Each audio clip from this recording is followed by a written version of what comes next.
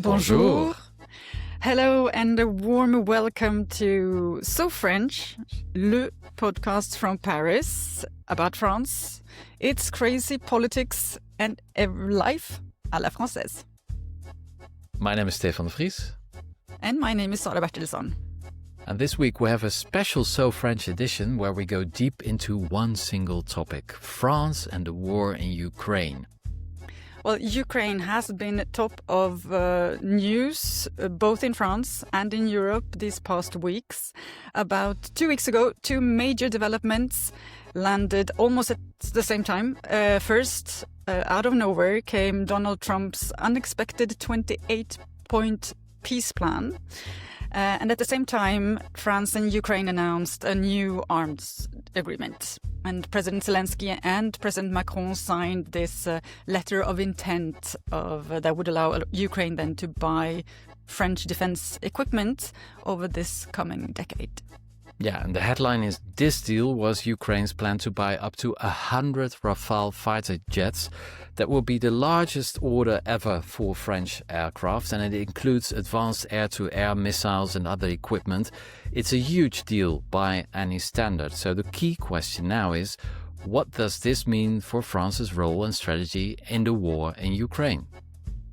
And so with us to talk more about this is Dr. Eli Tenenbaum. Welcome. Thank you. Thank you, Sara. Thank you, Stefan, for having me. It's great to be here. Good. You're the director of Vries Security Studies Center, Vries being the French Institute for International Relations. It's great having you with us. And you're a specialist in European security and defense policy. So the perfect person for us to talk to you about this. I try to be. Could you just start by giving us a brief introduction to your research? Okay, so Vries is a non-partisan think tank. It's the main think tank in France on international relations and security. So I run a team of 8, which is producing research and reports and organizing events around defense and security. We have obviously close connections with the Ministry of Defense and Armed Forces, but I do intend to say that we are independent. We mostly private funded actually, and very, very diversified funding, and we try to produce recommendations and policy relevant policy oriented research on anything security and defense. So we do obviously cover all the issues that you just mentioned, whether it's defense industry, French policy vis-a-vis Ukraine, the trajectory of the military operations, whether they are in the battlefront in Ukraine right now or elsewhere in the world, and also the pace of military technology. So this is a bit what you do. Most of what we produce is freely available online on Vries' website. We do try now to translate as much as we can into English, or sometimes to write straight into English. We just published a big report called Europe-Russia Balance of Power Review, which is online, and try to make a net assessment of multi-dimensional balance of power between Europe and Russia. And so I hope that some of the listeners may find further info on the website, also in English. Okay. If we start with this Rafale order, is it really existing? And if it does, how big is it really? That is the question. Very, very good question, Stefan. I think that so first let's look at what we have and what was officially announced. What was announced was a letter of intention. For those who listen who may not be familiar with defense contracts and weapons contract, letter of intention or LOI is the very, very first step of an arms deal. This is not a firm order at all. This is basically two parties saying, hey, we are interested in buying and we're interested in selling. So this was announced with the number of 100 Rafales, but from there many questions arise. One of them obviously is who has the money, who would actually buy, who, if you're looking at Rafale, is high-end combat aircraft, about 75 million a piece. If you include the equipment and the ammunition, it very easy to get to 100 million a unit. So 100 Rafales is 10 billion years deal. France right now doesn't have that kind of money on its end, and Ukraine certainly doesn't either. And then you add to that the question about the production, which is that Dassault, which is the industrialist which produces the Rafale, currently has this line of production fully booked until 2030. Rafale has been exporting pretty well outside France. France itself is buying some Rafale because we're trying to replace our old and aging Mirage, some of them having been given to Ukraine, by the way. And so we're trying to move by 2030 to full 100% Rafale Air Force. Now we have about 100 Rafale in the French Air Force and 100 Mirage, which are to be replaced by brand new Rafales. And then to add to that, you have India, you have the United Arab Emirates, you have Greece, Serbia, Croatia, which are buying Rafale. Indonesia has placed also some sort of an order on the Rafale, but also it's more an MOU, which is kind of in between LOI and firm order. So you have a pretty packed queue here, and Dassault's first kind of communication was that they will not be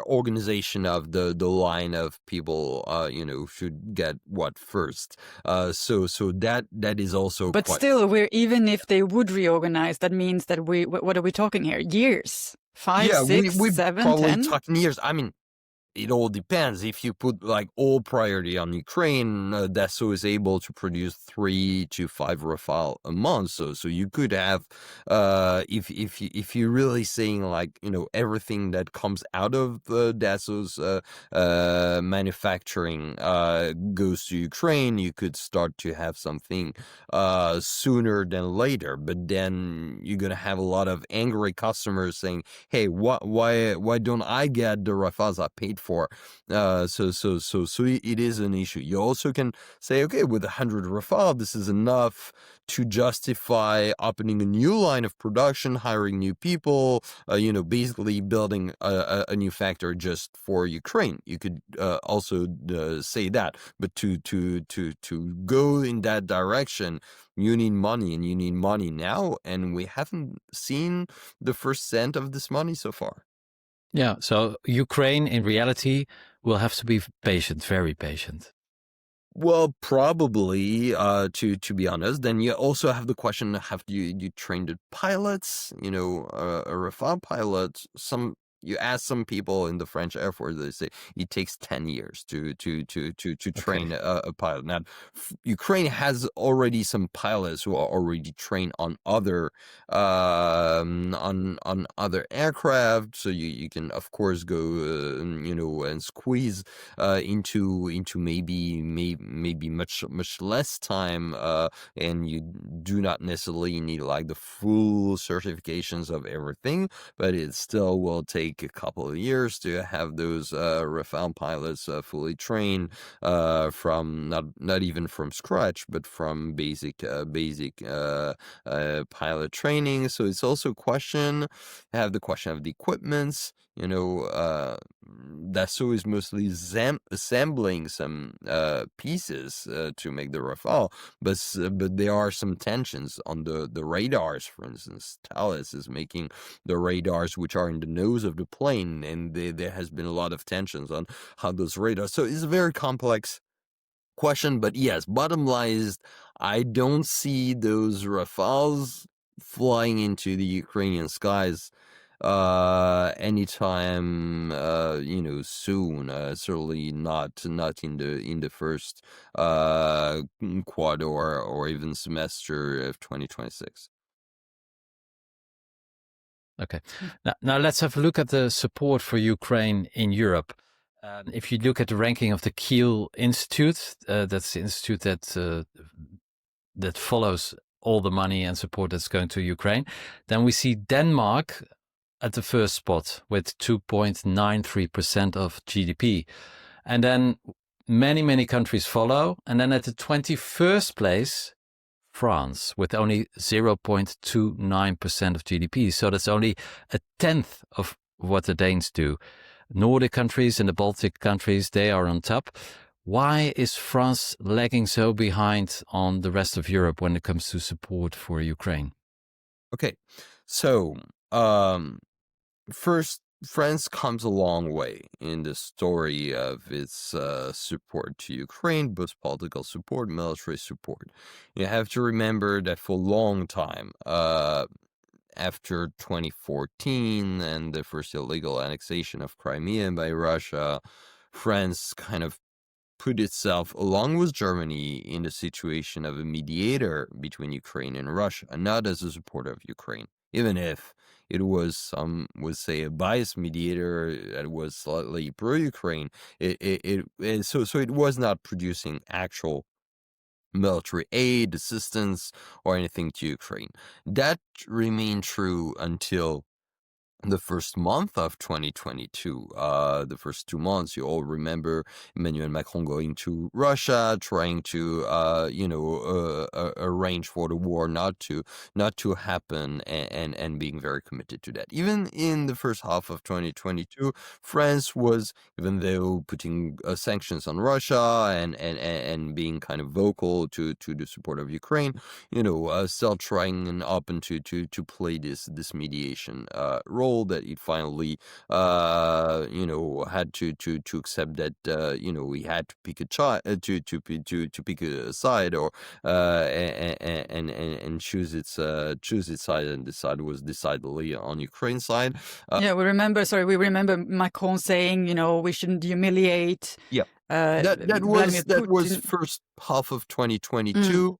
Things change over the fall 2022, and by New Year's Eve address to the French public, December 2022, December 31st, he first said that he wanted to support Ukraine until the victory. He wanted Russia to lose, and so he sort of started to clarify things at this moment. And the year 2023, he made a lot of kind of big changes in the vocabulary, at least, that France was he started to push the idea that France should join NATO, that trying to also apologize for not listening to Eastern or Central European nations that had been kind of pointing at the Russian threat for years, and that France failed to listen.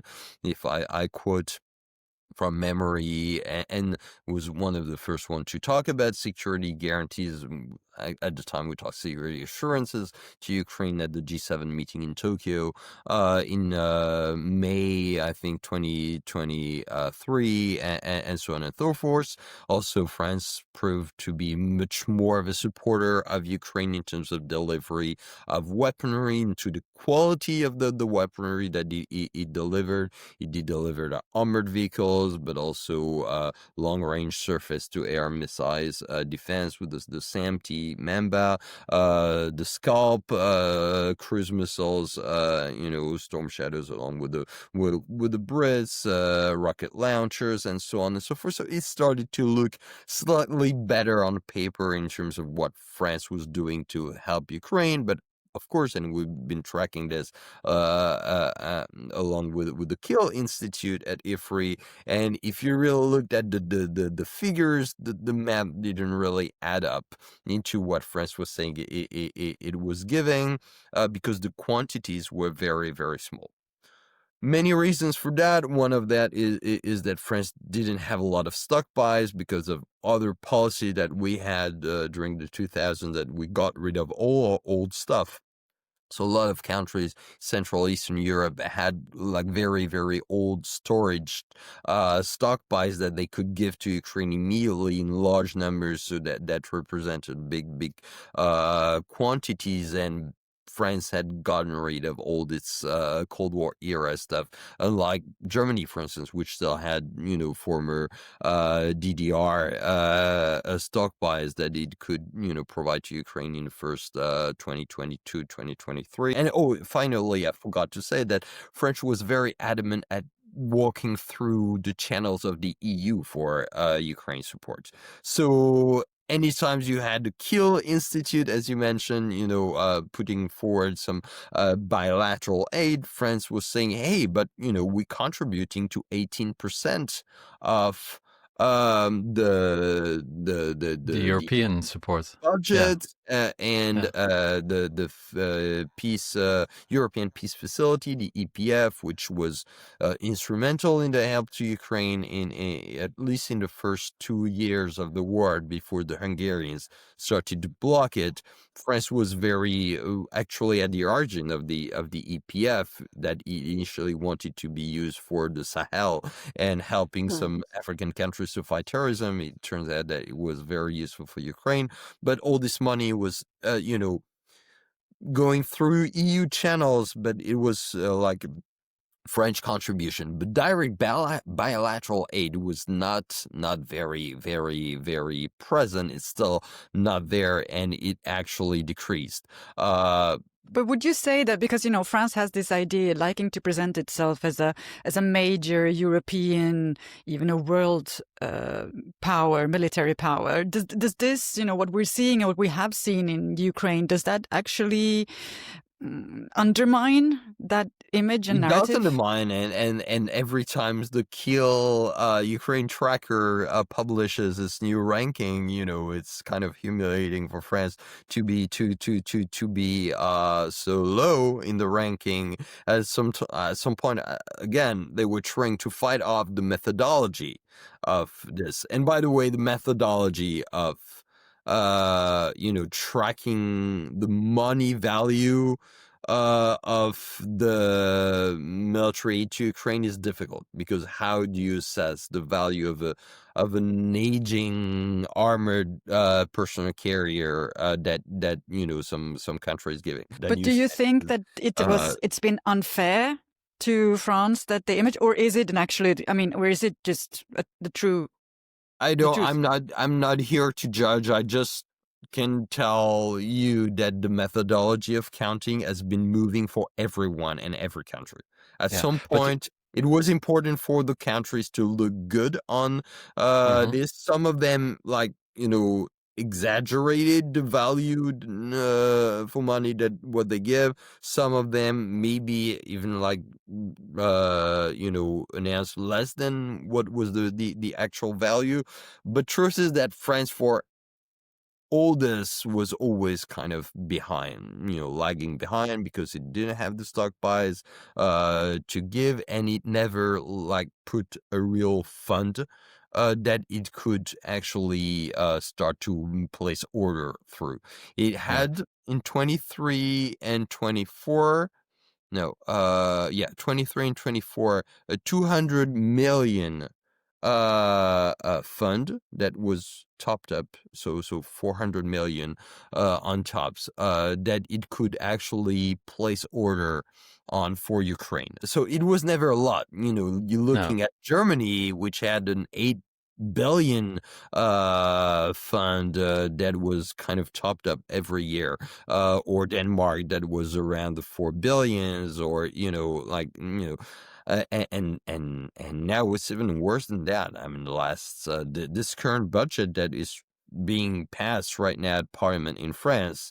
I was just looking at the details in the military budget and looking for Ukraine line, and we have 31 million euros line for Ukraine in the military budget.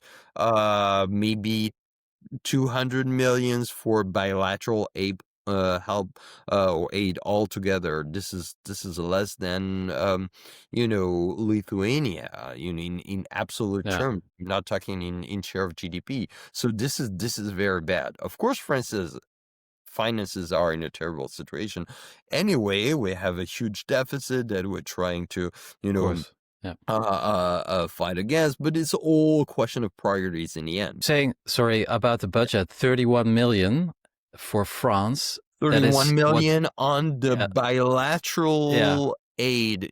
So it doesn't include, of course, our contributions for EU processes. Of course, but if I calculate quickly, that's about what Denmark gives every 2 days. Yes, absolutely. So how is it possible such a large country as France in such an important topic as the Ukraine war is just this absent? is a shame. It's like it's unacceptable. I wrote about it, so I'm very, very open and honest to write about it. This is like nothing close to where we are. So when you say that to officials, of course they would try to spin this and say, "Oh, but by the way, France is doing so much in non-valuable actions," which is true up to a point.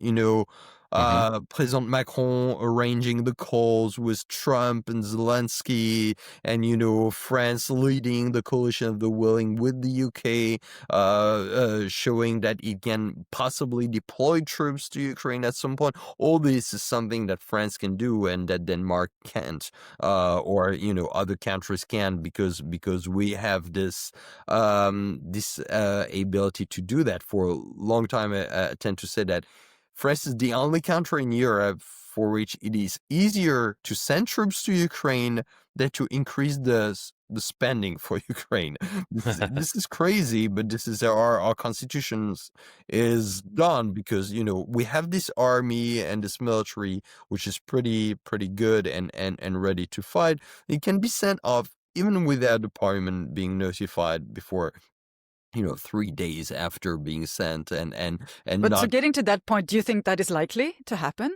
This is a question. Right now, my view is that it was not as unlikely as anywhere else in Europe.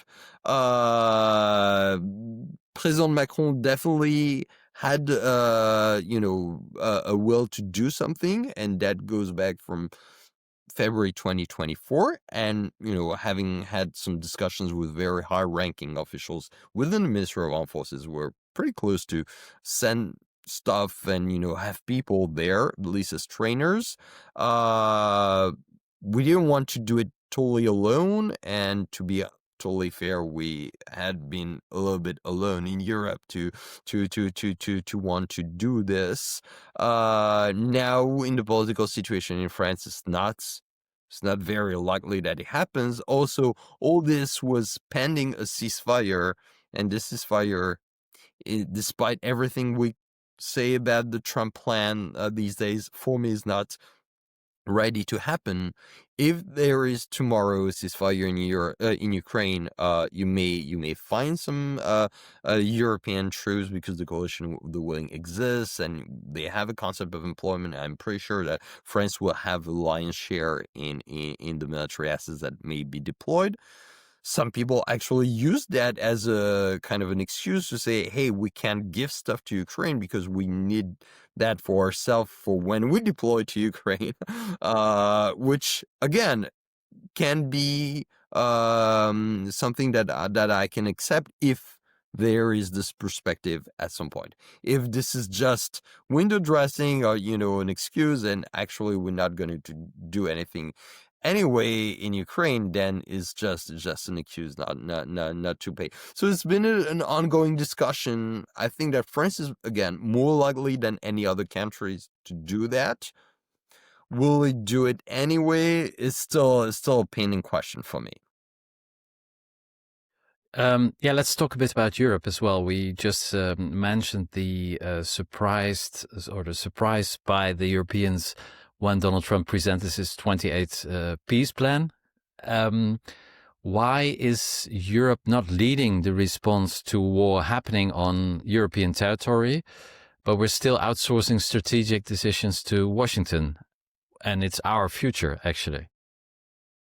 Well, I think that because Europe, in a way, picked a side by supporting Ukraine, and that Russia is not interested in negotiating with Ukraine nor with Europe, that it considers both a lackey of the U.S. superpower, and at the same time, I mean, you read Russian newspapers and stuff, they consider us as historical anti-Russian, so they don't want to discuss with us anymore.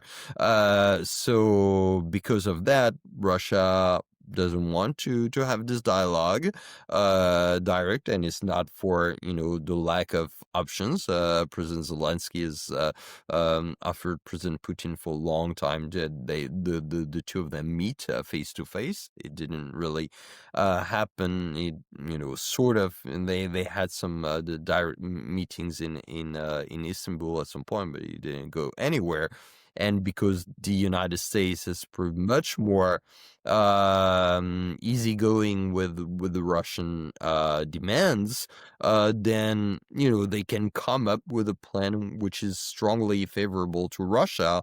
But even that, if you look at the way the 28-point plans that has been portrayed in Russian press, the Russians haven't been that interested in that anyway. So this is why I'm kind of skeptical that, of course, even a European revised version of those plans, which is slightly less favorable with Russia, even the first draft, it wasn't enough for Russia. So I feel that we're not getting this peace plan enforced anyway. The question is about who's going to be blamed for the failure of it, whether it's going to be Ukraine, Europeans, or Russia, as it should. But for me, this is why we've been sidelined in this track, is that we haven't been a full actor, of course, in the war itself, and we haven't been able to force Ukraine, in a way, to force Russia on the tables through actual pressure. The reason why Russia is going to the table with the Americans is that the Americans are just saying part of what Russia wants to hear. So they got, some interest. But so you mean that the fact that the Europeans are being sidelined is because Europe is too strong? But there could be another. You could interpret it in a way that Europe is being sidelined because no one cares about Europe, and the big players in this is considered Russia and the US. But you don't see it that way. They are, obviously, but it is Ukraine that is fighting, and it's Ukraine that is barring Russia from achieving its war goals since the first hours of February 24th. And one of the reasons why Ukraine can keep on standing firm today is mostly because Europe is still there. Of course, it's because of Ukrainian courage and Ukrainian resistance, which is internal, but also because Ukraine knows that Europe, or part of Europe, has its back so far. Some of it financially, and obviously Northern Europe and Central Europe have played a key part to that, and look at where the money comes from, and it's pretty clear. But also politically, and here I think that France did play a role, at least politically, to show the world that Ukraine could keep on, standing firm, because they know that they aren't alone. And for me, Europe has a place at the table in the shape of Ukraine. When Ukraine is at the table, this is Europe that is at the table, for me, because it's been pretty clear that the views between Zelensky and at least the leading European leaders on this coalition and stuff have been pretty much aligned. So when Ukraine can say no, it's Europe that says no, and if Ukraine can say it, it's because Europe has its back. So my view is that Ukraine can speak for Europe in this story. Do you think, to conclude, Eli, that Europe is already too late in scaling up support to Ukraine, or is there still time to reverse history and the future of our continent? I think that Europe is too late. I think that Europe needs to anticipate a big change which is already happening in the way to support Ukraine. For a long time, 50% of the Ukraine military aid went through the U.S. Now, because the U.S. Basically zeroed down its aid to Ukraine money-wise, has been European money purchasing American weapons for Ukraine. Pearl, the priority Ukraine requirement list. And that is sort of okay for a while, but as you see the US losing patience over this thing and threatening not to even sell those weaponry to Ukraine anymore, then we have to put get our act together so that Europe can keep on supporting Ukraine with the same amount of money, at least, if not more, but with European design and European produced weapons. To do that, we would still need money, and again, we would need this money to be more evenly shared among Europeans, and I think that France should carry its own share at the level where it should be. And it's not been the case right now, but also that the European producers, even if it's U.S. designed but European produced, we can discuss this. But should be able to kind of support this to the point where Russia does factor it in and realize that it's not getting anywhere because Ukraine will remain there even if the U.S. sort of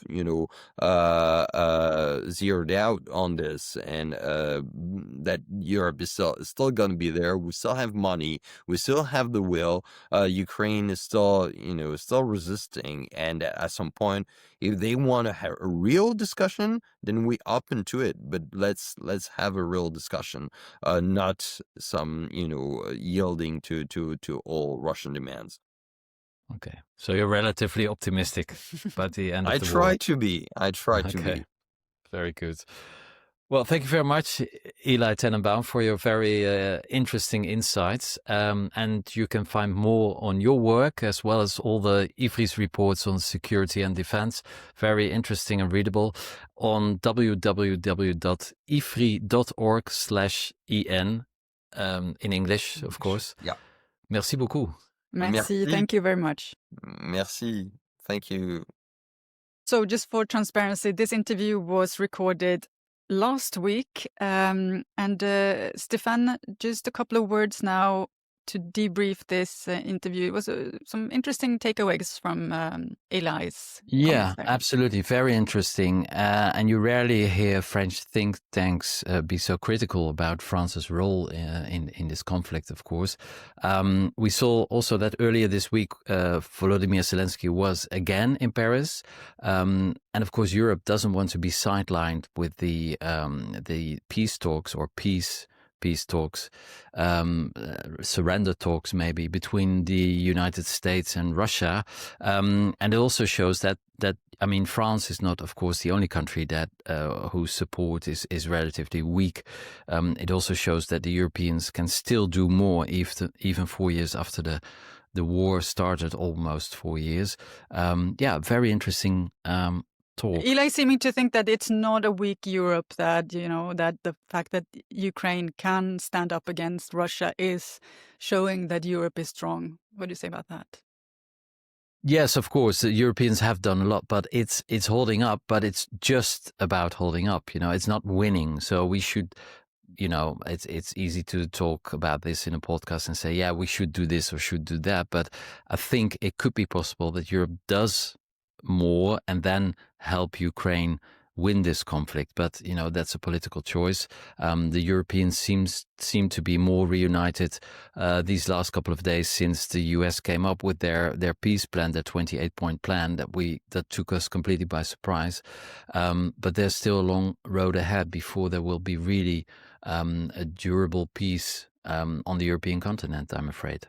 Yeah, some interesting things as well about how, this Rafale plan, many obstacles to actually get those fighter jets into the air. I mean, we're talking both, as Eli told us, the money issue, who's going to pay for them, the production issue, when will these actually be produced and how long it's going to take, and then thirdly, who is going to fly these jets? Indeed. Because that it sounds like maybe the smallest problem, but at the end of the day, that's what really counts. So not anytime soon is the feeling I got. No, and also another thing is that the war in the air has completely changed. So actually, these fighter jets seem a bit outdated if you look at what's happening in the air right now with all the drones and the counter drones and the, we'll see what will happen. But we do recognize Macron's grand gesture, and I think it's also a way of using geopolitics to escape the mess in his own country. But we'll see. It was a very interesting talk indeed with Eli Tenenbaum. And now, no So French episode show would ever be complete without an update on our prisoner-president or president-prisoner saga. Stefan, believe it or not. Our favorite crook. Nicolas Sarkozy has been and is in the news again. It is incredible because only 500 hours, that's about the time former President Nicolas Sacré spent in prison. You will know exactly what happened in these 20 days because he is publishing Le Journal d'un Prisonnier, the Journal of a Prisoner. It will be out in bookstores next week on December the 10th. And that's the day of the Nobel Peace Prize. Just saying, there's no such thing as a missed opportunity in Sarkozy's world. Have you read it already? No. I don't think anyone has. I have not had a private copy, at least. There are some, because of course in the promotion for this book, some of the quotes have been released. Nicolas Sarkozy says, in prison, there is nothing to see and nothing to do, which makes me very curious. What is he actually going to write these? Because it's 216 pages, according to the publisher. That's 11 pages per day that he was in prison. 11 pages. I don't know, Stefan, do you keep a journal?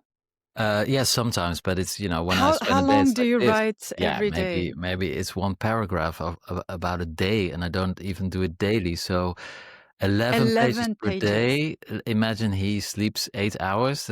That's about a page.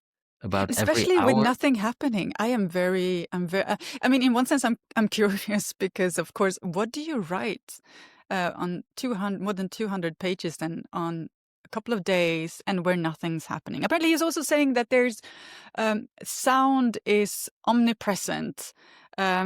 Silence does not exist at La Santé, which is the name of the prison. The noise is constant. Well, that's probably So what a maybe lot of that's what people. he's going to describe. Yeah, about the noise. Yeah, and I think he feels like some kind of messiah that he was there, and now comes out and he spreads the word. He Uh, did compare it to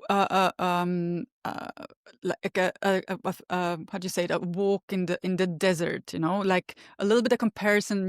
Jesus is he was tested in the wilderness, 40 days and 40 nights of fasting in the desert. So we'll see if we will make that comparison. But we do know that Jesus' biography was one of the books that he brought with him. So yeah, and it is, of course, it takes the attention from the real topic, of course, that Sarkozy was imprisoned on very serious charges. He was found guilty of allowing his close collaborators, who were also convicted, to try to get funding from Libyan dictator Muammar Gaddafi at the time in 2007 for his presidential campaign.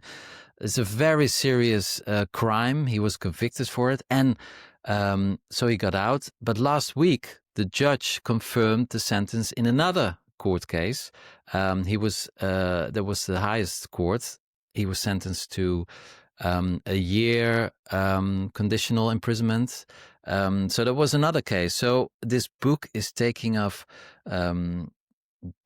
the some attention. of the Yeah, limelight, yeah, exactly. Some of the lights from his more recent court cases, of course. But Nicolas Sarkozy, it's true in one sense that he has really transformed this into almost some kind of TV reality show. We remember how we could follow him before he went into prison, and now he came out of prison, what he's doing after. So he's really, just how do you say, he keeps the the grip on the storytelling yeah, of yeah, this yeah. in the most literal sense, I must say, as well, with this book coming Yes, out then indeed. next week. Yeah, I find it rather shameless, but I'm afraid a lot of people will offer this book as a gift to their family members with Christmas. That's the whole idea, of course. It is out on 10 December next week. Yes, Maybe we the should read French it. version. Yeah. Yeah, we should read it for our listeners so they don't have to, and then we can give a short resume in 2 weeks in the next episode, and then we will also know what you can write about one day in 11 pages. It is, yeah, it's quite shocking, but Sarkozy never stops to amaze us. Now, every winter, Stefan, along France's Atlantic coast, there is a tragic ritual that keeps repeating itself. Dead dolphins are washing up on the beaches in La Vendée, Charente-Maritime, in les Landes, so on the west coast of France. And for years, the researchers have tried to sort of track what is the reason for all these dolphins being killed and dying. And it turns out it's actually because of these accidental capturing in the fishing nets. So last year, it was decided that there was going to be a pause in fishing in certain areas along this coastline, and turns out that for once something actually worked. Yeah, because some winters more than 1,000 dolphins were found on the beaches. And this week, it's actually good news. France Info highlighted something remarkable because a scientific study shows that a simple temporary winter shutdown of certain fishing zones has had a dramatic positive effect. That was the first time last year, so 24-25. The dolphin bycatch dropped by nearly 70%. In some zones, mortality was almost eliminated. So it is a very simple measure, which has a profound impact. So even short targeted closures during peak migration can prevent mass deaths. It is simple as that, actually. Yeah, and it's, I mean, we all remember, I mean, I remember having lived here in France for a long time, all these pictures of dead dolphins. And I also remember some of the fears and some of the criticism last year when this measure was announced. And it's actually, but it's nice to hear that there are things that are possible to change with quite small, I mean, it wasn't like they suspended fishing like eternally. There was just a short suspension during a certain period that had this big impact, and that's it's quite, yeah, it's optimistic, and it gives hope that, you know, you with small and clever measures you can actually change the course of some things. So yeah, for me it's a really good and encouraging. Yes, Yeah. absolutely. The fishing industry, of course, is less happy. They don't want it to be too long, but then again, the proof is there, and of course, the dolphins are also very important for the whole balance in the ecosystem in the sea. So yeah, this can be an example for many winters ahead. It does not reverse yet a decade-long trend, but at least the signs are very hopeful. So maybe next summer, if we swim in the Atlantic coast, we can see dolphins again. That would be nice. Definitely nice. Now, this wraps up this edition of So French. You can find all our episodes where you usually get your podcasts, on Apple Podcasts, Spotify, YouTube. And make sure that you don't miss any of our episodes by following us. And you can also find us on Instagram. Just search for So French Show, and please share this episode with your friends and family. And if you have any remarks or questions, do shoot us an email. The address is bonjour, like hello in French, bonjour at sofrench.show. And the So French podcast is presented and produced by me, Sara Bertilsson. And by me, Stefan de Vries. And this podcast's original music is made by bleu. We'll be back in 2 weeks with a new episode. And until then, take care and Au revoir.